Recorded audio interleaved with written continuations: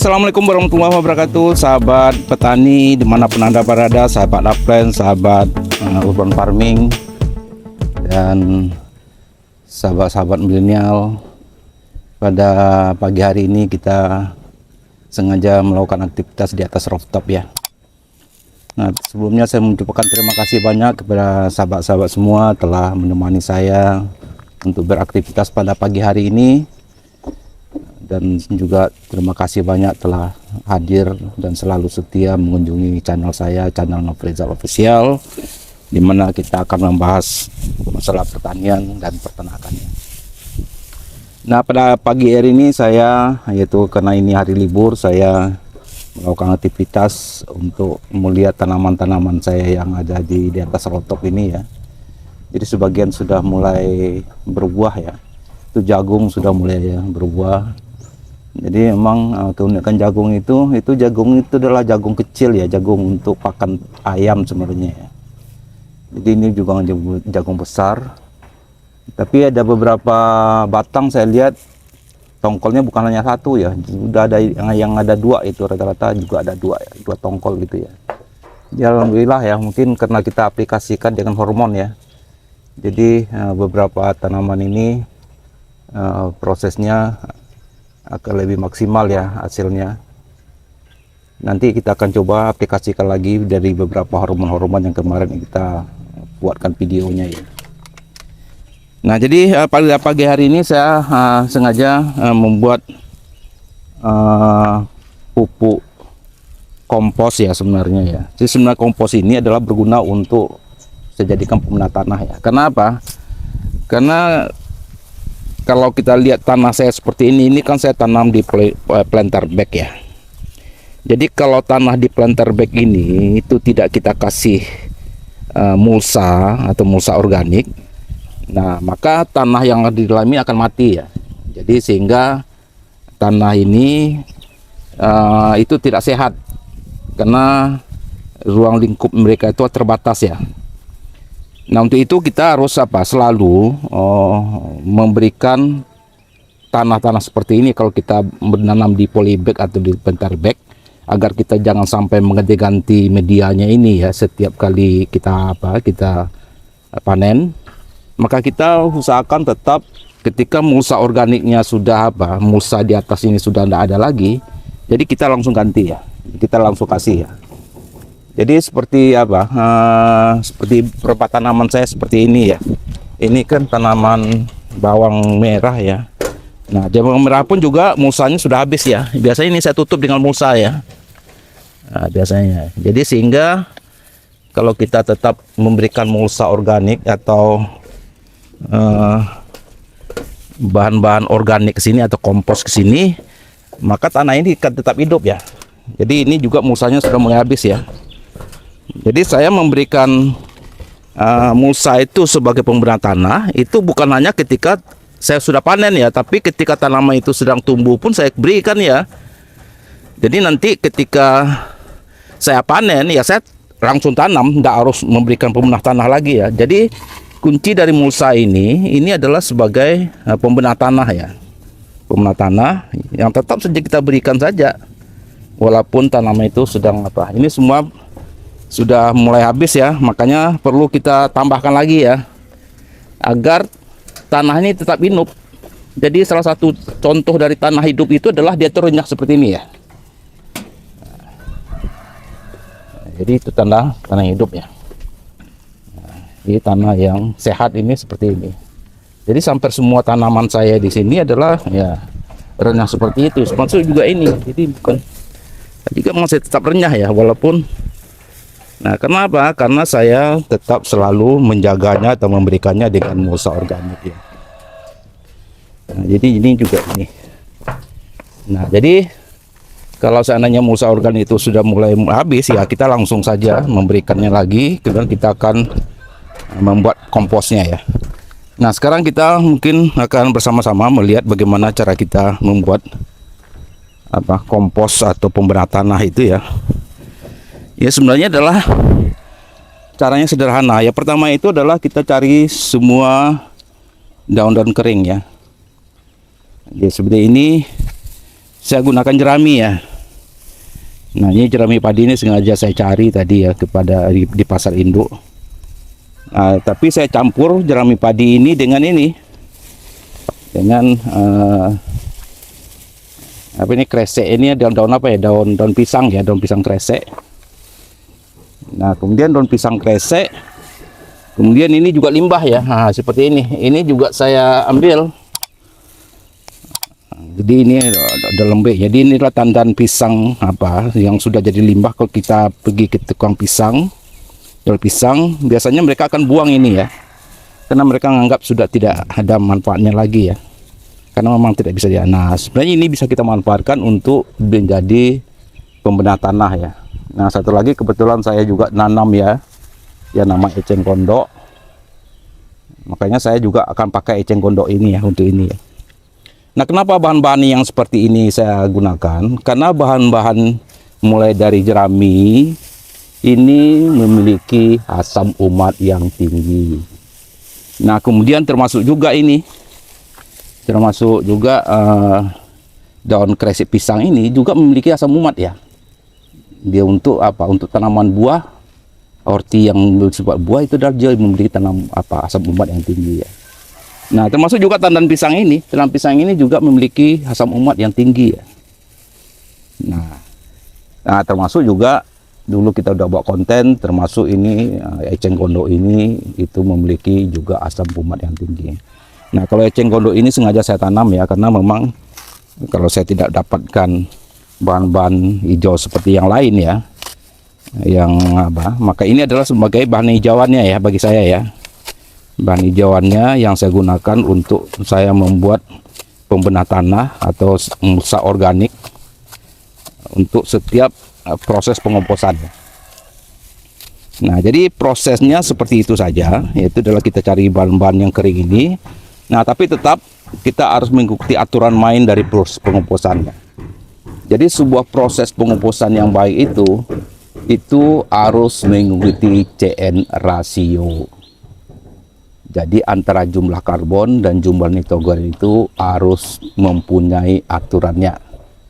Di mana karbon itu jumlahnya itu 30 dan nitrogen itu jumlahnya adalah 1. Jadi 1:25 atau 1:30 ya. Nah, jadi artinya apa? Bahwa kalau seandainya karbon itu 30, berarti hampir 70% dari bahan yang akan kita komposkan itu haruslah bahan yang warnanya kecoklatan seperti ini ya. Itu bahan kering. Jadi baik itu ranting kering, daun kering yang kita gunakan ditambah dengan bahan yang hijau, yaitu yang ini. Makanya saya gunakan ini ya, karena karena untuk hijauannya ini. Nah, jadi sebenarnya kalau seandainya tidak ada eceng gondok pun, sebenarnya dari rumput-rumput liar ini pun juga bisa ya. Tempat sungkulma ini pun juga bisa ya, kita bisa gunakan ya. Nah, tapi kalau seandainya memang gluma-gluma seperti ini itu ada risiko. Kenapa? Kalau seandainya gluma yang seperti ini kita langsung masukkan ini, risikonya adalah dia akan tumbuh di lahan kita ya, di tempat kita Kenapa? Karena nanti dia akan biji-bijinya akan bisa tumbuh ya. Nah, akan tumbuh dan itu akan menjadi gluma baru ya bagi kita ya. Nah, tapi sebenarnya tidak masalah gluma apapun yang ada di lahan ini itu tetap akan menjadi pupuk ya. Jadi kalau kita mengenal pupuk konsep jadam itu ya, bahwa sebenarnya rumput liar ini itu jangan sebenarnya jangan dibuang ya. Ini adalah menjadi nutrisi ya. Nah, kalau saya gunakan itulah karena sudah mempersiapkan itu, ada tong ya, ada jerigen yang saya siapkan untuk memasukkan rumput-rumput yang seperti ini ya. Jadi kalau saya teman-teman ada, Kakang pakai sistem jadam lebih efektif ya, sebenarnya saya udah lama sekali. Ilmu jadam itu kan ilmu lama ya, karena tahun 60-an itu, tahun 70-an jadam itu sudah ada ya. Nah, seperti ini saya sudah mengaplikasikan proses seperti ini. Jadi rumput-rumput seperti ini itu saya masukkan saja ke dalam tong-tong seperti ini. Nah, inilah yang konsep JLF itu kan, jadam liquid fertilizer. Nah, Jadi biasanya untuk memancing awalnya kita masukkan rumput ini ke air sebanyak rumput, kemudian kita masukkan garam krosok, kemudian kasih live mol. Jadi karena ini sudah ada bakterinya di dalam, nah, makanya Sinta tidak usah lagi kasih live molnya ya. Jadi tinggal tambah airnya saja, nanti seminggu kemudian dia airnya itu langsung kita siramkan lagi ke lahan kita sebagai pembedah tanah lagi. Jadi seperti itu. Nah jadi kita sebenarnya jangan khawatir kalau seandainya tanaman kita itu ada gulmanya ya, tinggal cabut aja ya. Nah tapi memang sebagian dari teman-teman petani ada yang juga komplain ya, kalau misalnya lahan yang subur seperti ini ya iyalah bisa, tapi kalau luas saya sekian puluh hektar ya bagaimana ya, memang itu debatable seperti itu. Jadi memang kalau seandainya lahan luas pun sebenarnya juga tidak masalah. Kenapa? Karena kita tinggal menaruhkan saja tong-tong seperti itu ya, mungkin ke tong-tong lebih besar ya, mungkin jarak 200 atau 300 meter ya dari lahan kita itu, kita taruh tong-tong itu. Jadi setiap tanaman setiap rumputan gulma yang tumbuh itu ya tinggal kita cabut, tinggal masukkan saja ke dalam tong-tong itu. Nah tong-tong itu tidak harus ditaruh di tempat yang di tempat yang teduh ya, di tempat yang panas sekalipun juga tidak masalah, dia akan tetap melakukan proses fermentasi ya. Jadi sebenarnya kalau kuncinya adalah kita mau saja untuk melaksanakan model-model pertanian organik ya, terutama adalah pertanian mulai jadam itu ya, yaitu pertanian ala Korea Selatan itu ya. Nah jadi sebenarnya itu sebenarnya dalam mudah ya.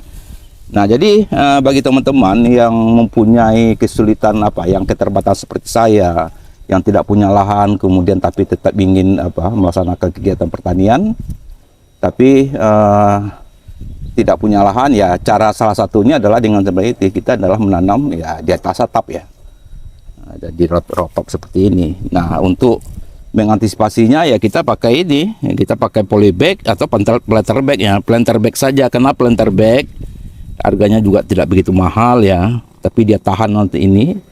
Di planter ini tahan di atas 5 tahun ini ya, yang seperti ini dia tahan panas. Nah kemudian untuk mengantisipasi kita jangan sampai tiap panen itu selalu mengganti media. Nah salah satunya adalah salah satunya kita menjaga agar tanah yang ada di planter kita ini adalah tetap sehat ya, tetap ada mikroorganismenya, sehingga kita tidak perlu lagi mengganti-ganti media ini ya. Ini kalau mengganti media ini semua setiap panen, wah tanggung repotnya ya. Mungkin salah satu alternatif kita adalah tetap menjaga mulsa organik yang ada di atas ini. Salah satunya adalah kita membuat sendiri dengan cara seperti ini, dengan membuat kompos seperti ini. Jadi mencari bahan-bahan karbon yang memiliki asam humat yang tinggi. Di antaranya adalah daun kresek pisang, kemudian jerami padi. Kemudian ini saya lepak tanam pisang ya. Cari saja bahan-bahan yang ada di sekitar kita. Nah, ya seperti ini kan. Nah, tinggal kita ini kan bisa jadi menjadi hijauannya ya, basahannya ya. Jadi agar kompos kita ini tidak tidak kering. Nah, makanya kita mencari bahan-bahan yang hijauan seperti ini ya. Nah, namun untuk ini saya memang memakai aktivator ya, aktivator yang saya buat sendiri ya, seperti prebiotik itu. Jadi aktivator itu ya, aktivator yang saya gunakan ini adalah yang saya buat sendiri, isinya itu adalah asam laktat atau lactobacillus. Kemudian saya kasih juga dengan jamur Saccharomyces. Kemudian saya tambahkan dengan 6 enzim ya untuk mempercepat proses dari pengomposan ini. Nah jadi prosesnya seperti itu. Jadi cara membuat asam laktat itu sudah pernah kita buatkan kontennya. Bagaimana kita mencampurkannya dengan Saccharomyces juga telah lakukannya. Kemudian beberapa enzim juga pernah kita kontenkannya. Tinggal teman-teman mencampurkan saja ya proses itu, sehingga bisa kita jadikan aktivator untuk seluruh proses pengomposan kita. Nah ini pekerjaan yang biasanya rutin saya lakukan kalau saya tidak punya kesibukan, tidak lagi keluar kota ya. Salah satu cara rekreasi saya di rumah adalah seperti ini ya. Jadi ini bukan pekerjaan bagi saya, tapi ini adalah merupakan rekreasi saja, agar saya bisa lihat tanaman-tanaman saya, kemudian saya buatkan asam umatnya.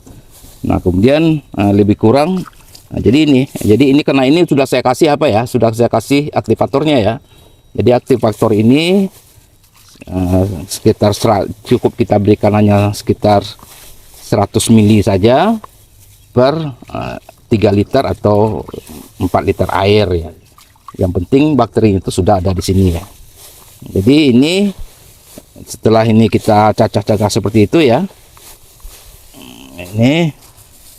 Ini kita kan potong-potong halus ya. Jadi kita potong-potong halus saja. Sebenarnya ini lebih cepatnya kalau kita apa ya? Kita cacah ya dengan mesin pencacah ya. Nah, saya juga punya itu mesin pencacah ya, tapi karena untuk sedikit ini ya repot menggunakan mesin itu ya. Bagus kita potong-potong halus seperti ini saja. Atau nanti potong-potong sini juga hancur sendiri ya. Sekitar 1 minggu maksimal 2 minggu ini kita bisa gunakan. Nah jadi untuk proses penggunaan pupuk kompos yang seperti ini dia tidak harus hancur ya. Jadi setengah jadi itu bisa langsung kita aplikasikan saja di lahan kita ya. Karena proses proses pengomposan itu, fermentasi itu sebenarnya sudah selesai di atas 14 hari ya. Jadi jangan takut ya buat tanaman kita akan mati karena proses penguraiannya. Jadi nanti ini kita taruhkan di sini, maka nanti di atas itu ada ada mulsa ini ya. Ini akan jadi mulsa, sebentar lagi dia akan lembek menjadi coklat. Jadi kita tidak harus nunggu dia sampai hancur ya. Tapi ketika dia udah mulai coklat 14 hari itu langsung bisa kita aplikasikan ke lahan kita masing-masing. Jadi nanti lahan ini tetap media ini tetap kita kasih kita masih mulsa organik itu dari proses pengomposan kita itu. Nah mungkin demikian saja sahabat tani, mungkin mudah ini bisa menjadi inspirasi teman-teman semua, terutama teman-teman yang berada di urban ya, mempunyai pertanian urban, supaya media tanam kita itu jangan kita ganti-ganti terus, maka tetap berikan mulsa organik di atas tanah tempat kita bercocok tanam itu ya. Agar agar mikroorganismenya tetap terjaga dan tetap hidup di sana ya. Mungkin demikian saja yang bisa saya sampaikan, mudah-mudahan menginspirasi, mudah-mudahan bermanfaat. Wabillahi taufiq wal hidayah. Assalamualaikum warahmatullahi wabarakatuh. Dan ini adalah itu ya. Ini kalau saya kita